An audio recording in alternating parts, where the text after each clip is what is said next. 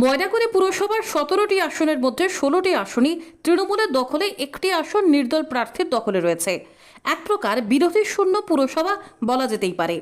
সেই পুরসভা এলাকায় এবারের লোকসভা ভোটে প্রায় 3000 ভোটে পিছিয়ে পড়েছে শাসক দল তৃণমূল।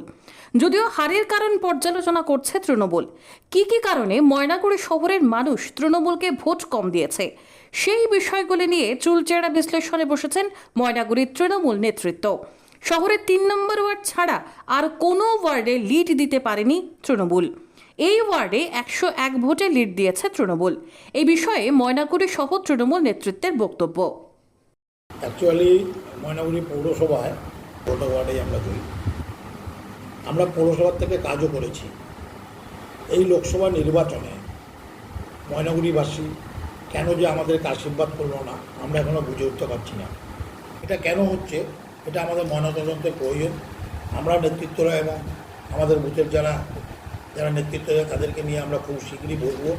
হয়তো আমাদের কোনো ঘাটতি ছিল, আমরা আবার যাব বুথে, প্রত্যেকটা মানুষের কাছে যাব, আমাদের কি ভুল, আমাদের কোনো ভুলভ্রান্তি হলে জনগণ আমাদের শুধরিয়ে দিবে।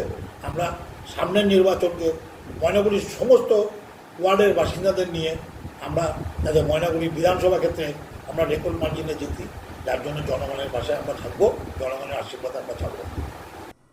অন্যদিকে বিজেপি এই ফলে বেজায় খুশি। তাদের বক্তব্য, পুরসভা ভোটে যেভাবে ছাপ্পা ভোট দিয়ে পুরসভা দখল করেছে তৃণমূল, লোকসভা ভোটে মানুষ তার প্রতিবাদ জানিয়েছে।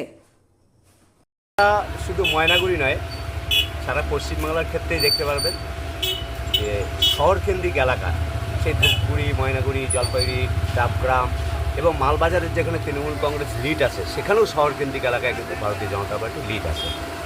কারণ পৌরসভা বা পঞ্চায়েত ভোট সঠিকভাবে হয় না। শাসক দল ক্ষমতায় থাকার সুবাদে তারা পেশিবল শক্তি প্রয়োগ করে ভোটের নামে প্রহসন তারা করে, সেটা পঞ্চায়েতও করে, পৌরসভায় করে। সেক্ষেত্রে আমরা পৌরসভায় আমরা পিছিয়েছিলাম। কিন্তু এই প্রধানমন্ত্রী নির্বাচন অর্থাৎ কেন্দ্রের সরকার গঠনের ক্ষেত্রে ময়নাগুড়ি, জলপাইগুড়ি বা পশ্চিমবঙ্গের শহরকেন্দ্রিক এলাকার মানুষ তারা জানে যে একটা শক্তিশালী সরকার কে করতে পারবে। সেই ক্ষেত্রে মানুষ বিবেচনা করে এই ভোটটা ভারতীয় জনতা পার্টিকে দেয়। সেটা 2019 সালেও দিয়েছিল, ব্যাপকভাবে আমরা জয়লাভ করেছি। শুধু তাই নয়, 2014 সালের ক্ষেত্রে আমরা দেখেছিলাম, যখন বিজেপি ক্ষমতায় আসেনি, মানে কেন্দ্রে ক্ষমতায় আসে, পশ্চিমবঙ্গে সেভাবে আসন পায়নি, তখনও আমরা ময়নাগুড়ি শহরে ব্যাপক পরিমাণে ভোট পেয়েছি। তো পৌরসভার ক্ষেত্রে ভারতীয় জনতা পার্টি জয়লাভ করেছে, এটা স্বাভাবিক কথা। এবং হ্যাঁ, অবশ্যই শহরের মানুষ তৃণমূল কংগ্রেসকে এখানে কেন, সারা রাজ্য জুড়েই প্রত্যাখ্যান করছে, বিশেষ করে জলপাইগুড়ি জেলায়। কারণ পৌরসভা হওয়ার পর থেকে আমরা ময়নাগুড়িতে কী পেলাম? এখন যদি একটার পর একটা যা প্রতিশ্রুতি তারা দিয়ে গেছিলো পৌরসভা হবার আগে, কোনো প্রতিশ্রুতি তারা পালন করেনি। তো সেক্ষেত্রে ময়নাগুড়ির মানুষ সচেতন নাগরিক, তারা বুঝতে পেরেছে এই পৌরসভায় যারা ক্ষমতায় রয়েছে তাদের দাম্ভিকতা, সেই দাম্ভিকতার বিরুদ্ধে মানুষ। এমতো অবস্থায় কিভাবে সব ভোটারদের নিজেদের দিকে ফিরিয়ে আনা যায়, সেই বিষয়টি তাদের কাছে এখন বড় চ্যালেঞ্জ। এর পাশাপাশি ভোট ব্যাংক ফের তাদের অনুকূলে আনতে ময়নাগুড়ি শহর তৃণমূল কংগ্রেসের পক্ষ থেকে কি পদক্ষেপ নেওয়া হয়, সেটাই এখন দেখার। ব্যুরো রিপোর্ট, খোঁজ খবর।